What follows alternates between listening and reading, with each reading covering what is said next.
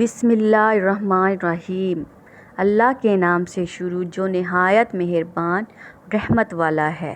حدیث نبوی صلی اللہ علیہ وآلہ وسلم۔ رسول اللہ صلی اللہ علیہ وآلہ وسلم سے پوچھا گیا، سب سے افضل انسان کون ہے؟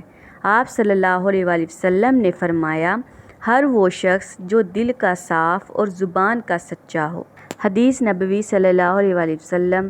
رسول اللہ صلی اللہ علیہ وآلہ وسلم نے فرمایا، اللہ پاک کے یہاں سب سے زیادہ ناپسندیدہ آدمی وہ ہے جو سخت جھگڑالو ہو۔ رسول اللہ صلی اللہ علیہ وآلہ وسلم نے فرمایا، جب تم ایسے ہو جاؤ کہ تمہارے غم بڑھ جائیں اور تم ان کی غموں کو ختم کرنا چاہو تو مجھ پر درود پڑھو، یہ تمہارے غموں کو ختم کرنے میں ساتھ ساتھ تمہارے گناہوں کو بھی مٹا دے گا۔